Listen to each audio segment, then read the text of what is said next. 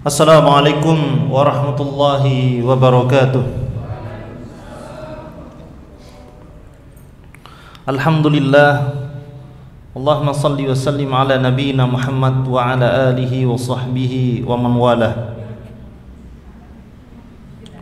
Wa qala an-nabiy sallallahu alaihi wasallam, man kana yu'minu billahi wal yawmil akhir falyakul khairan aw liyasmut.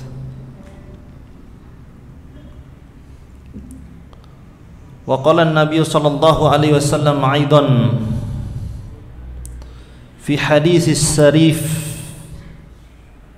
as-samtu hikam wa qalilun fa'iluh. Amma ba'd. Alhamdulillah, jamaah salat maghrib dan isya Masjid Al-Falah Gadang, semoga Allah berkahi kita semuanya di dalam majelis ini. Amin ya rabbal alamin. Kita sebagai manusia yang tempatnya salah, yang tabiatnya bengkok, kita akan selalu meminta kepada Allah Subhanahu wa ta'ala untuk diluruskan.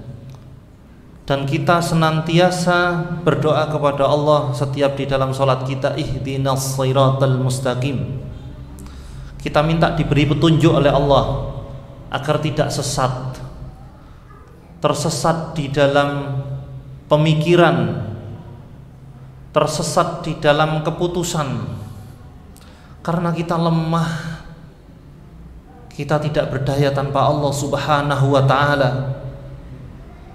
Bahkan kita menaruh kunci aja sering lupa, apalagi di dalam menempatkan hati.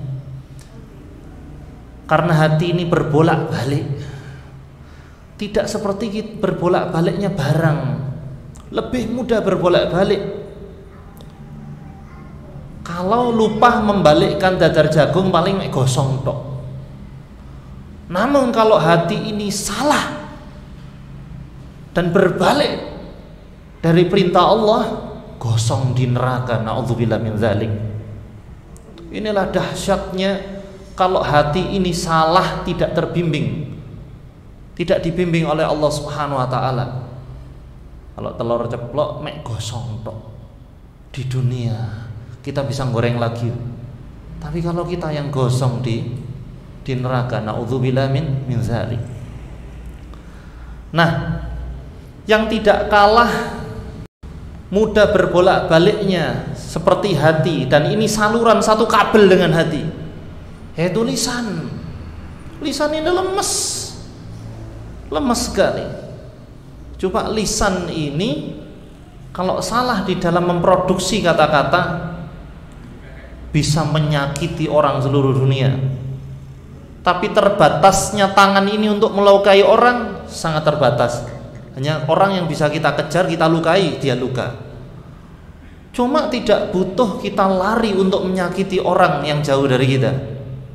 Nggak butuh lari, yaitu dengan lisan. Na'udzubillah min dzalik. Makanya di dalam bab ini, yaitu di dalam kitab Min Akhlaqis Salaf, di antara akhlaknya para salaf, orang-orang soleh terdahulu adalah kasratu samt, banyaknya diam, tidak banyak bicara, banyaknya diam. Seandainya Al-Quran itu kata-katanya tidak terangkai dengan sempurna, di dalam memandu kehidupan kita semuanya ada di situ. Al-Quran itu butuh berjilid-jilid dan tebal sekali. Dan kita belajar dari Nabi Sallallahu Alaihi Wasallam, manusia paling mulia, paling suci yang pernah diciptakan oleh Allah Subhanahu Wa Taala. Dan beliau dikarunia salah satu mukjizatnya beliau Sallallahu Alaihi Wasallam adalah jawami'ul kalim, di mana kata-katanya singkat, padat, berarti. Kalau hadis Nabi itu yang singkat itu, setelah itu didalami oleh para ulama jadi syarah hadis, itu bisa tebal, bisa berlembar-lembar. Bahkan Al-Imam Asy-Syafi'i, beliau itu sholat subuh dengan wudu isya, nggak tidur, hanya karena memikirkan satu hadis. yaitu hadis tentang anak kecil yang sedih burungnya mati. Kemudian Nabi mengatakan, ya Aba Umair ma fa'alan Nughair, wahai Aba Umair, anak kecil, ada apa dengan Nughairmu, nama burungnya? Hadis yang pendek itu dipikirkan oleh Imam Syafi'i sampai beliau nggak tidur, nggak batal wudunya, mikir itu habis isya sampai subuh. Dapat 100 pelajaran. Dapat 100 pelajaran, Masya Allah. Itu sabda Nabi yang pendek. Cuma kalau kayak saya begini kan banyak omong tuh. Mungkin banyak omongnya. Ada kerupuk segini, tahu nggak kerupuk yang segini tuh? Sing kena kayak raketan itu. Omongan kelas-kelas kayak saya ini kayak kerupuk. Kayak itu begini tuh. Cuma kalau kena air diperes ini tinggal dikit. Makanya Nabi bersabda di dalam hadis yang kita baca tadi, as-samtu hikam, diam itu hikmahnya banyak. Bukan hikmah, Nabi gak bilang as-samtu hikmah, tapi hikam, penuh hikmah yang sangat. Itu diam. Itu diam, Masya Allah. Makanya kadang-kadang ketika diam itu bisa memasukkan kita ke surga, maka lakukan. Maka karena hadis tentang lisan itu Masya Allah banyak sekali. Di dalam kitab Al-Ihya karya Al-Imam Al-Ghazali rahimahullah ta'ala, itu kan kitab luar biasa. Kitab luar biasa. Saya terus terang, saya belum sanggup ngajar itu. Butuh berulang-ulang harus membaca itu. Dan pelajaran yang saya dapat adalah ketika bolak-balik kitab itu, bab paling banyak dibahas oleh Al-Imam Al-Ghazali adalah bab lisan. Bukan bab lain, bab lisan paling banyak. Karena memang disabdakan oleh Nabi SAW, beliau bersabda, inna aktsarul khata bani Adam fi lisani. Sesungguhnya kebanyakan dosa manusia ini dari lisannya, bukan dari matanya. Bukan karena dia bisa memukul, membunuh, enggak, dari lisan. Makanya bab lisan itu banyak sekali dibahas oleh Al-Imam Ghazali.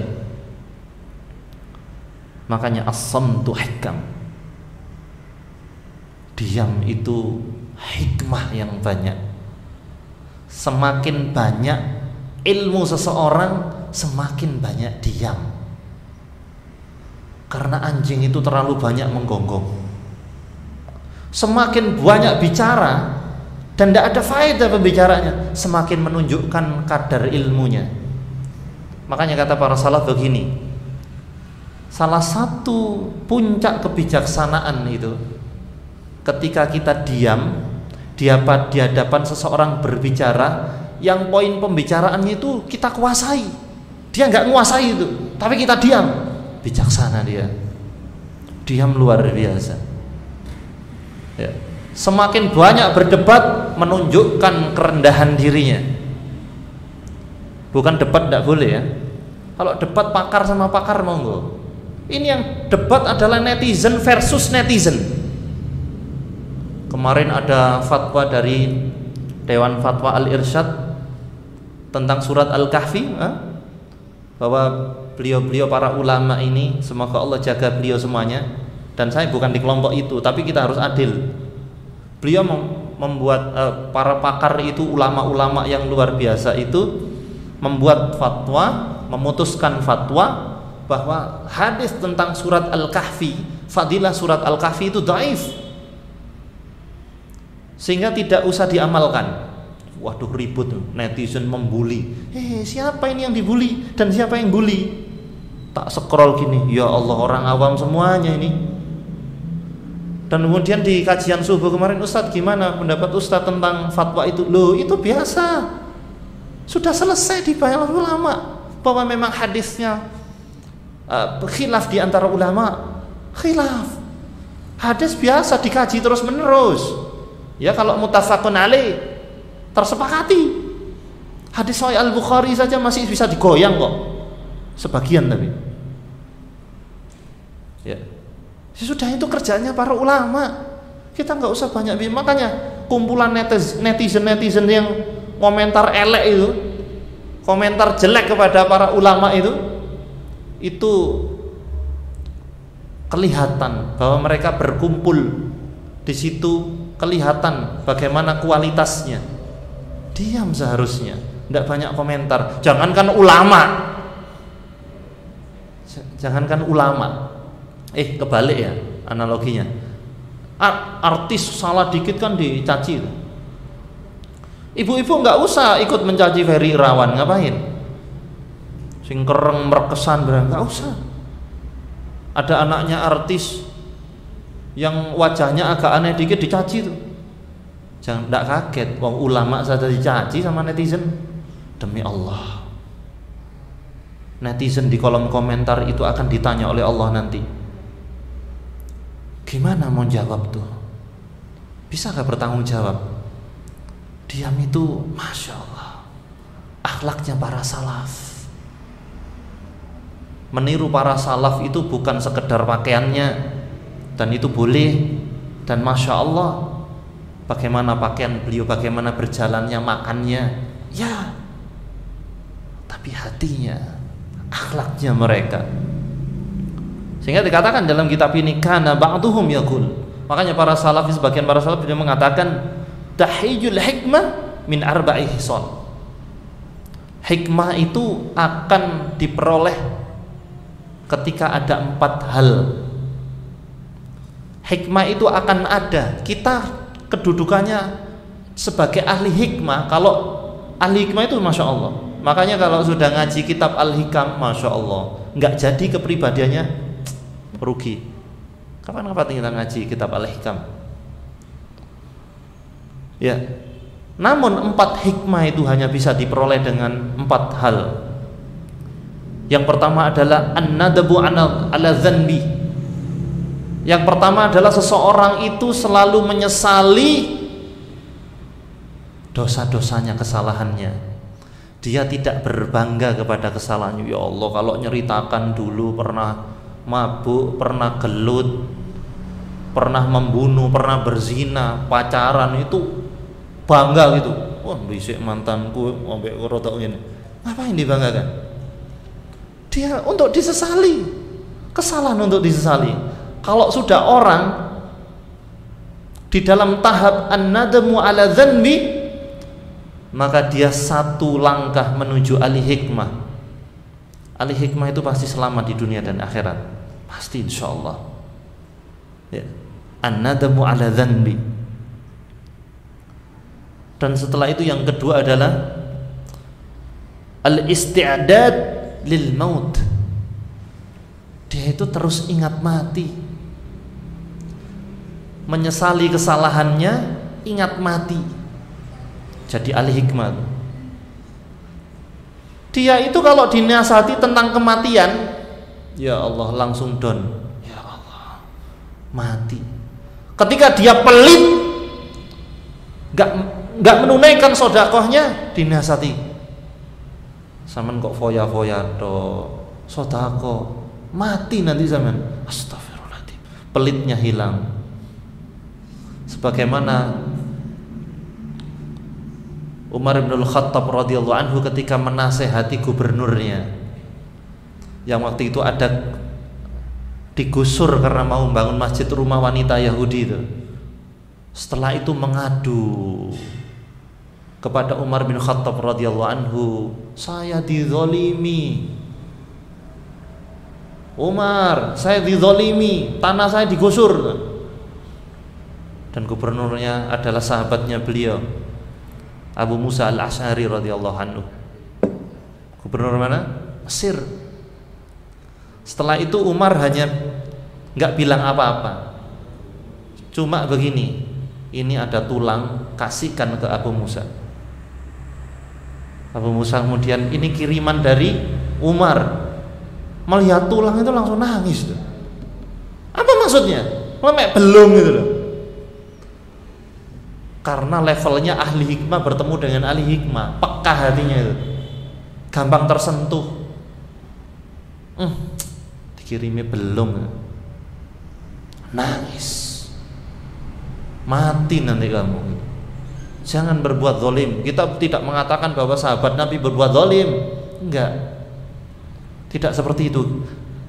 I'tiqadna ahlu sunnah wal jamaah adalah tidak boleh suudzon kepada sahabat Nabi, haram hukumnya. Tidak boleh suudzon kepada sahabat Nabi. Nah, sehingga di situ nangis, masya Allah, menandakan orang baik begini, peka, ingat mati. Kalau dinasihati kematian kembali. Ini al-hikmah begitu.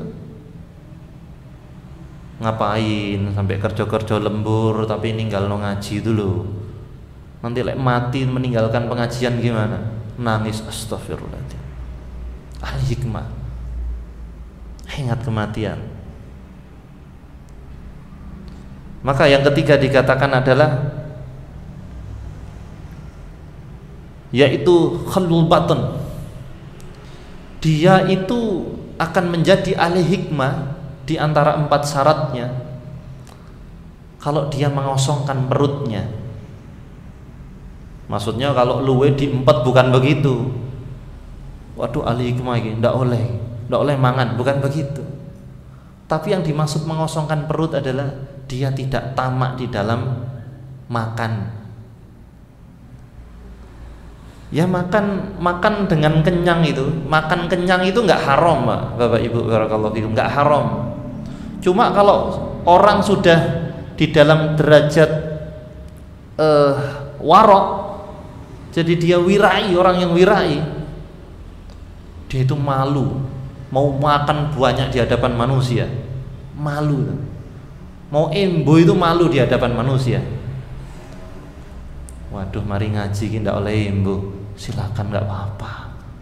Karena Abu Hurairah radhiyallahu anhu waktu itu ada susu yang kemudian Nabi minum susunya, kenyang ya Rasulullah, zid, tambah. Ini dalil bolehnya makan kenyang sesekali. Bahkan Al-Imam Asy-Syafi'i itu kenyang 1 tahun sekali kenyangnya. Ya beda tipis sama kita. Sana tebel, kita tipis, masya Allah.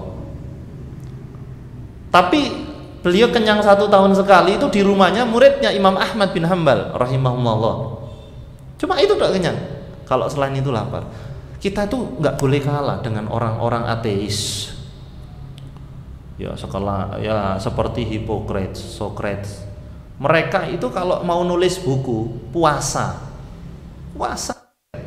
Karena memang orang ateis saja mereka bilang di dalam ilmu filsafatnya mereka, otak ini tidak akan cemerlang ketika perut kenyang. Pernah menjumpai orang itu pinter tapi mangan embo ping telu terus. Pernah menjumpai orang sing kewenyang tapi pinter tuh. Pinter, ahli hikmah, ahli ibadah itu. Pernah ketemu orang itu? Tunjukkan ke saya siapa orangnya. Kalau mau nunjukkan di literatur, orang-orang yang sudah terbukti sukses di dalam kepandaiannya, kealimannya, tidak ada riwayatnya bahwa ulama-ulama salaf mereka suka kenyang walaupun mereka kaya. Imam Abu Hanifah kaya, tapi dia tidak akan pernah menjadi ahli hikmah kalau rakus makannya. Maaf, saya ulangi, kenyang nggak apa-apa sesekali. Memang kita butuh. Umar bin Khattab itu juga kalau ambil lauk lebih dari 1, karena memang butuh, karena badannya besar. Kalau ditarik di dalam ilmu medis, ya memang butuh protein banyak. Tapi sekelas Ibnu Mas'ud, kemudian seperti Abu Bakar As-Siddiq yang kurus-kurus itu ya, itu mereka sedikit di dalam makan sesuai kebutuhannya dia. Nah, makanya kita ngaji bertahun-tahun kalau kemudian masih seperti itu, mungkin yang tambah hanya wawasannya saja, tidak perlu ngaji kayaknya, ke Google cukup. Tapi orang yang talaki di dalam menuntut ilmu, dia akan terus menginginkan naik tingkat. untung kita ini ada puasa ya, sebentar lagi Ramadan, semoga umur kita nyampe. Tapi sudah nyampe puasa, bukonya ya tetap rakus itu sulit dia jadi ahli hikmah itu. Kalau dapat masalah, coba tengok dia akan sulit bangkit karena nggak bisa mencari hikmah dengan kenyang, itu nggak bisa. Orang kekenyangan kok nyari hikmah, sulit. Kelihatan kalau sudah buka puasa bareng buber itu, entah di mana di masjid, kelihatan. Tapi ketika kita mengetahui itu bukan untuk menghina dia, gerakas, bukan begitu. Tapi untuk muhasabah, ya Allah, dulu saya kayak gitu, ya Allah, kasih taufik hidayah kepada teman saya agar dia jadi ahli hikmah. Saya cukup berbuka dengan kurma 3, ada semangka sebagian minum sudah. Wah, ini kan perperang tapi gitu ya. Ya Allah, tahu berontak ya Allah. Wah, kan gitu. Masya Allah. Ya boleh, nggak apa-apa. Jadi buka puasa Senin Kamis di Masjid Nabawi itu ya menunya lengkap itu. Ada roti, ada susu, kadang-kadang yogurt di Masjid Nabawi. Semongko belum pernah nemu saya. Ya, semongko. Kalau di sini banyak, selain di pasar Gadang, kadang-kadang kata anak-anak kecil itu sering mengucapkan semongko, ngono jarene. Pokoknya terkenal kan. Allahu Akbar. Kok bisa yang ngucap kayak gitu ya? Ya, itu semakin banyak perkataan tidak berguna yang muncul dari sini, menunjukkan berarti memang levelnya segitu. Orang semakin banyak bicara, menunjukkan levelnya segitu. Nah, disinilah ada 3 yang kita sebutkan, yaitu yang ketiga tadi, bagaimana kita memanajemen perut kita, insya Allah jadi ahli hikmah. Malu loh mau, makanya sampai di dalam adab makan itu kan Nabi, kul biyaminik fakul mimma yalik, ya gulam, enak makan pakai tangan kanan. Oke, kita biasa ngamalkan itu. Fakul mimma yalik, ambil dari yang terdekat. Walaupun syarahnya ulama nggak apa-apa, nggih dadar jagung itu boleh.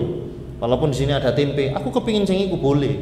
Cuma orang yang ahli wara, yang wirai, yang menjaga kehormatan, kita akan makan yang terdekat. Jaga kehormatan. Jaim itu boleh, tapi dalam perkara ini menjaga gengsi gitu loh. Ini jangankan embo, wong kentut aja di depan umum kok, gak tahu malu.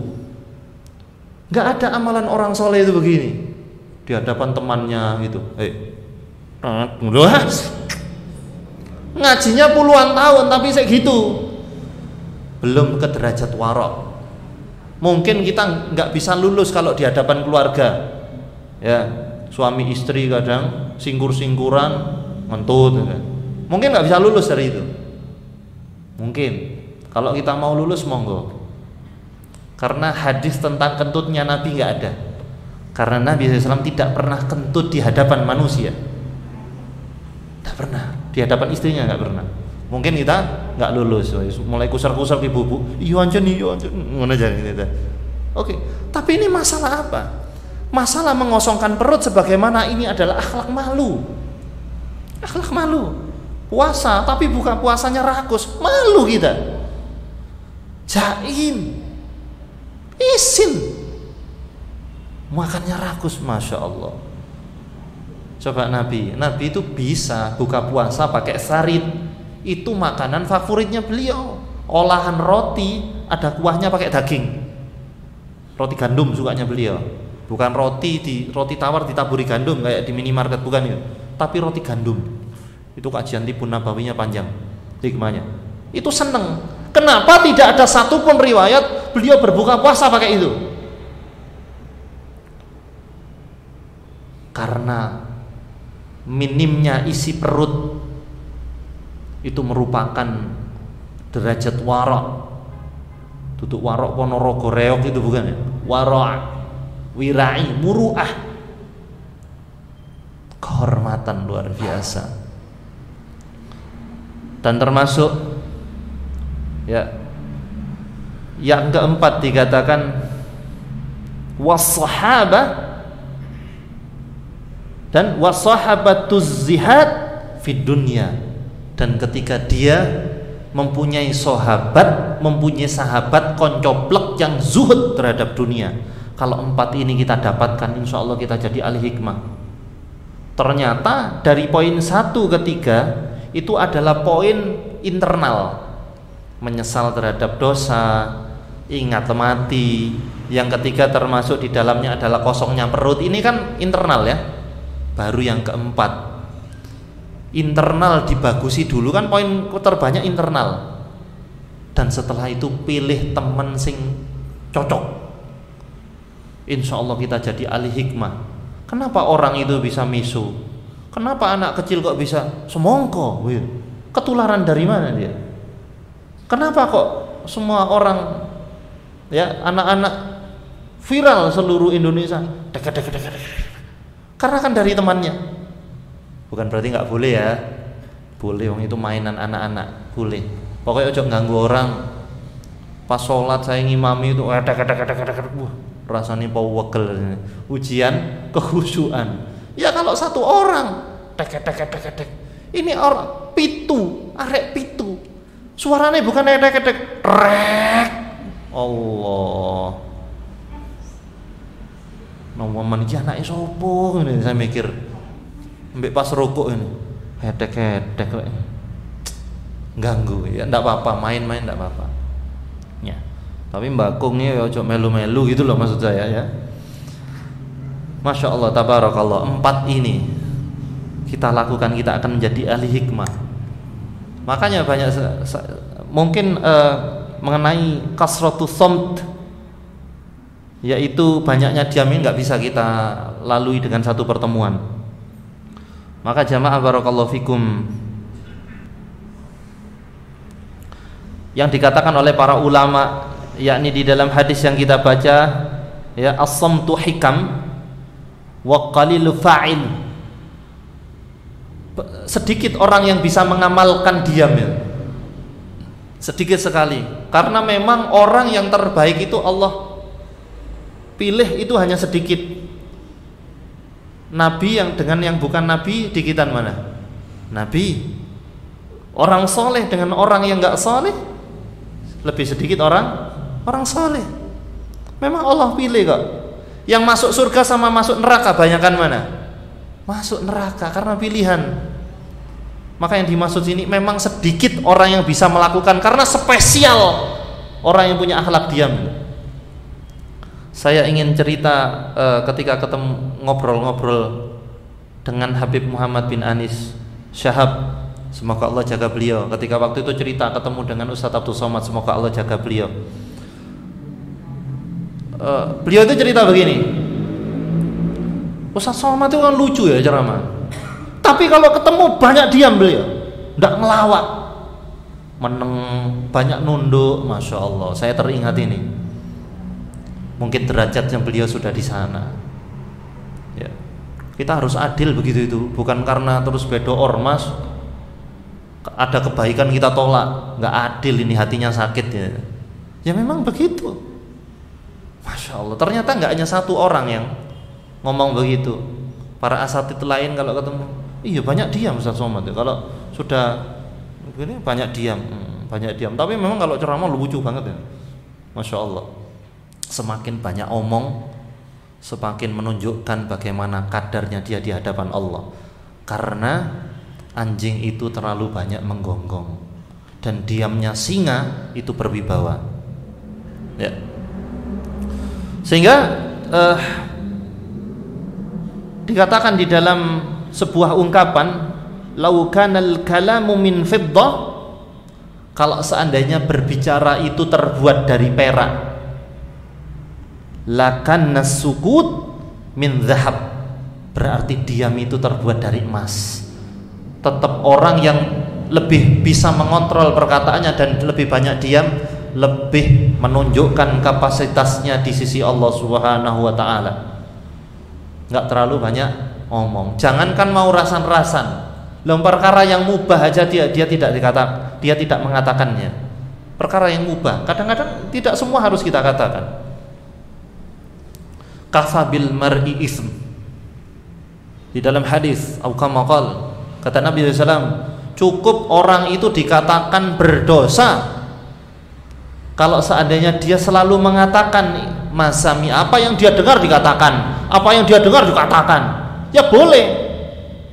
Kadang-kadang yang boleh itu akan bisa mengakibatkan dosa. Apa yang dia terima di-share, artikel yang dia terima di-share. Salah tempat. Itu grup WA alumni SMA, nggak cocok di-share kayak gitu. Di-share masalah fikih apa, nggak cocok kadang-kadang. Apalagi fikih tempatnya perbedaan. Tidak semua teman kita itu sepemikiran dengan kita. Ya memang masalah keilmuan, buktinya fatwa yang tadi saya katakan itu. Allahu Akbar, bukan salah tempat fatwanya, kita yang salah menempatkan diri karena kurang ilmu. Gitu aja diributin. Ya, gitu aja diributin. Kunut subuh aja diributin, masya Allah. Nah, maka jamaah barakallahu fikum, itulah betapa para ulama mengemaskan seseorang yang diam itu. Makanya Mu'adz bin Jabal radhiyallahu anhu tatkala Rasulullah berkata kepada dia, "Kuffa 'alaika hadza." Jagalah lisanmu. Jagalah lisanmu ini. Kuffa 'alaika hadza. Sampai beliau menunjukkan lisannya. Jagalah lisanmu ini. Jagalah ini.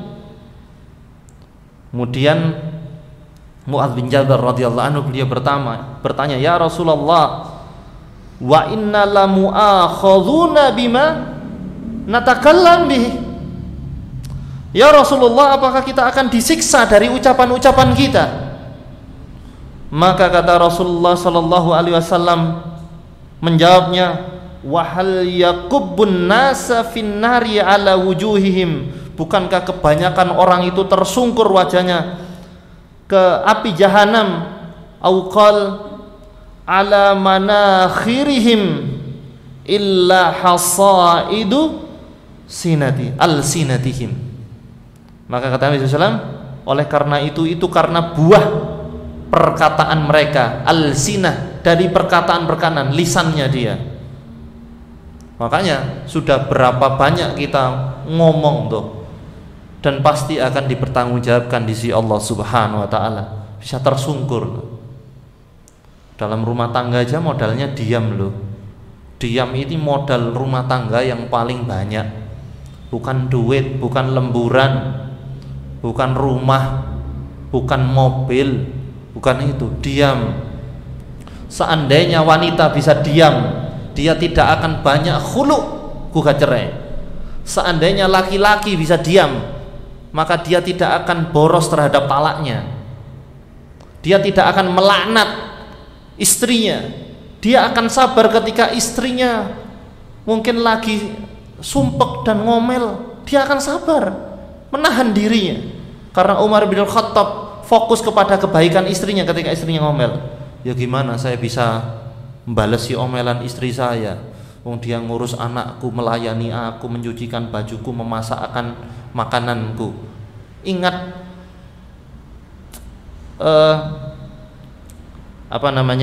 ingat kebaikan istrinya, kemudian diam. Dan masya Allah, makanya Al-Fudail bin Iyad rahimahullah ta'ala, ulama yang luar biasa, beliau mengatakan, man adda kalamuhu min amilihi qalla kalamuhu fima la ya'ni. Barang siapa menghitung perkataan-perkataannya termasuk dari perbuatannya, maka dia tidak akan banyak omong pada perkara yang tidak bermanfaat. Sehingga ini adalah bagaimana para ulama menyikapi omongan. Maka termasuk juga perkataan Al-Fudail bin Iyad rahimahullah ta'ala, wa qala Al-Fudail bin Iyad rahimahullah ta'ala, beliau mengatakan, man kasara itabah qilla ashabuh. Barang siapa banyak mencela, maka sahabatnya sedikit. Ya, dia tidak akan banyak teman, dia tidak akan banyak sahabat, karena dia banyak mencela, banyak ngomong yang jangankan mencela. Kita ketemu orang yang banyak omong, seneng nggak sih? Nggak seneng. Gila, dominasi nanti ngomongnya. Teko wonge lah, itu sudah nggak seneng itu, nggak seneng. Orang yang suka memutus pembicaraan itu dibenci Nabi, dan kita juga nggak seneng. Mau ngomong nanggepi sedikit, waduh, belum selesai kita ngomong diputus bicara. Terlalu banyak omong. Jangankan mencela, orang yang terlalu banyak omong tidak akan disukai oleh manusia. Maka bismillah, kita memohon kepada Allah agar Allah menjaga lisan ini. Sampai Abu Bakar As-Siddiq radhiyallahu anhu yang jelas surganya jelas beliau, manusia terbaik setelah Rasul sallallahu alaihi wasallam. Beliau ketika mendengarkan sabda Nabi tentang lisan, beliau sampai keliling kemana-mana, megangi lidahnya, dipegangi lidahnya. Saya bisa tersungkur ke neraka gara-gara lisan ini. Ya Allah ya Rabb, tidak semuanya harus kita omongkan, tidak semuanya harus kita upload, tidak semuanya kita harus komeni. Kadang-kadang diam itu akan membawa keselamatan kita dari azabnya Allah Subhanahu wa ta'ala. Ada diskusi ya Pak? Silakan. Ya Ustaz, monggo.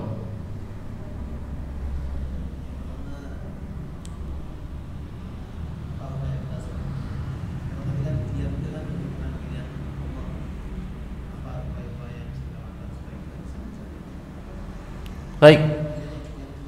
Nggih.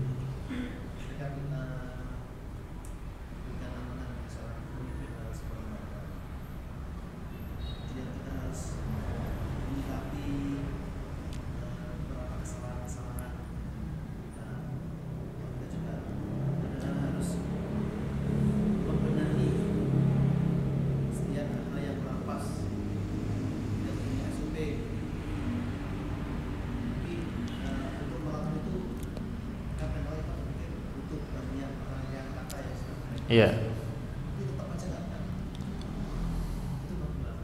Ya baik, dua pertanyaan yang bagus ya.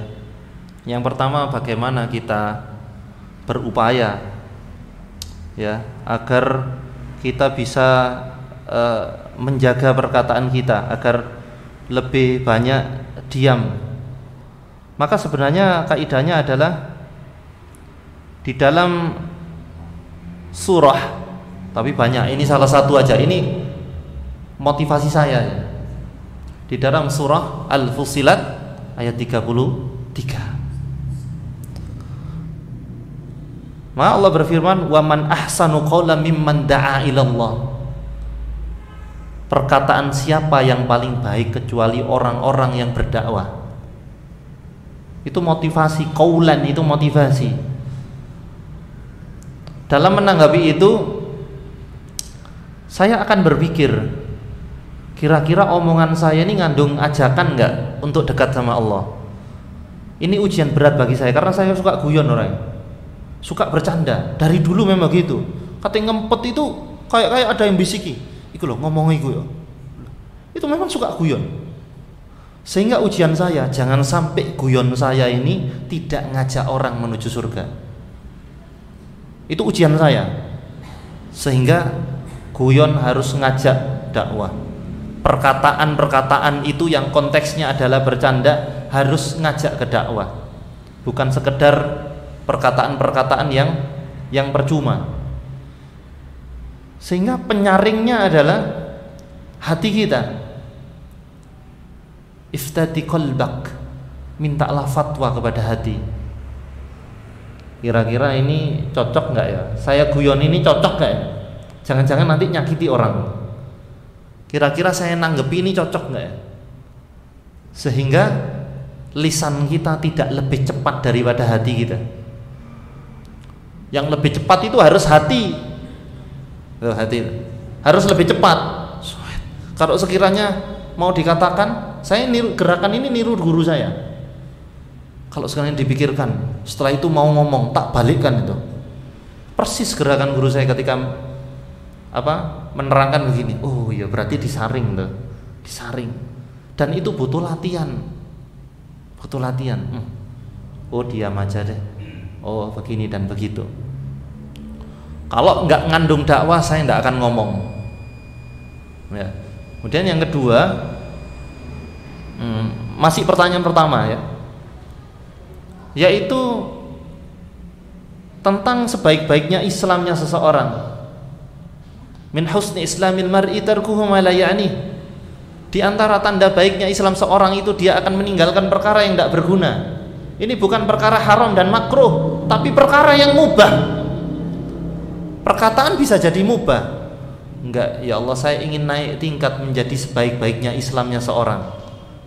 Bukan sekedar baik, tapi sebaik-baiknya. Min husn, di antara sebaik-baiknya. Karena kita ingin menjadi yang terbaik. Kalau enggak saya latih, maka derajat saya masih di sini aja. Karena kita berlomba-lomba dalam hal itu. Yang kedua, pertanyaan beliau adalah bagaimana ketika kita memimpin sebuah organisasi, sebuah lembaga, institusi, karena tanggung jawab kita banyak, hisab kita juga banyak, ada kesalahan itu gimana mau negur ya? Kadang disindir nggak bisa, kadang merangkai katanya bagaimana? Yaitu kita menggunakan kaidah alimun nasa biqadri ukulihim. Di dalam hadis Nabi sallallahu alaihi wasallam, ajari manusia itu sesuai dengan adar akalnya.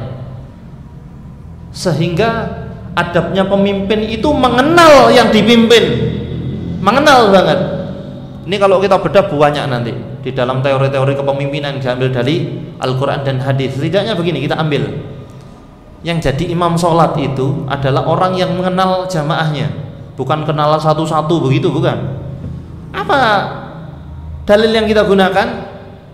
Nabi itu marah kalau imamnya membaca surat yang panjang, sementara di belakangnya itu ada orang tua dan anak kecil.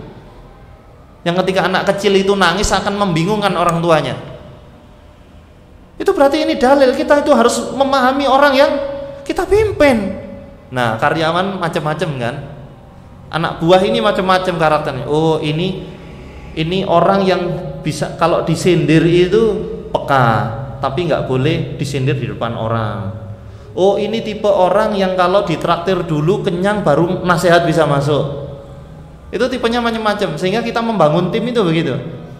Tidak semua harus kita langsung semprot, maka orang akan lari dari kita.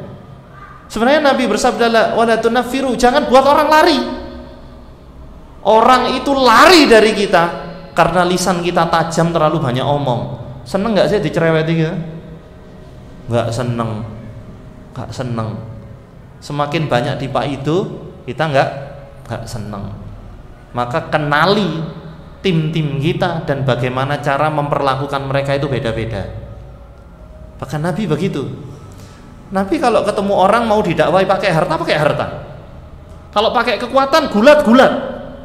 Karena beliau bergulat dengan rukana. Ya. Kalau pakai mujizat. Ada kambing, boleh nggak saya minta air susunya? Nggak bisa, ini nggak keluar air susu. Dikusuk sama Nabi, langsung lembingnya penuh. Kalau pakai itu. Kalau pakai diskusi. Tidak semuanya harus pakai harta dakwah. Sehingga kita mengenali siapa lawan bicara kita. Insya Allah dengan seperti itu dosisnya pas. Kalau kita dokter itu, kan dia sedang masalah. Dia adalah karyawan bermasalah. Berarti sakit ya. Ini kita kasih obat apa? Maka kita kenali dulu sehingga dosisnya pas. Dan ini perlu mujahadah ya, perlu latihan. Wallahu a'lam bishawab. Aqulu qouli hadza subhanakallahumma wa bihamdik asyhadu an la ilaha illa ant astaghfiruka wa atubu ilaik. Wassalamu alaikum warahmatullahi wabarakatuh.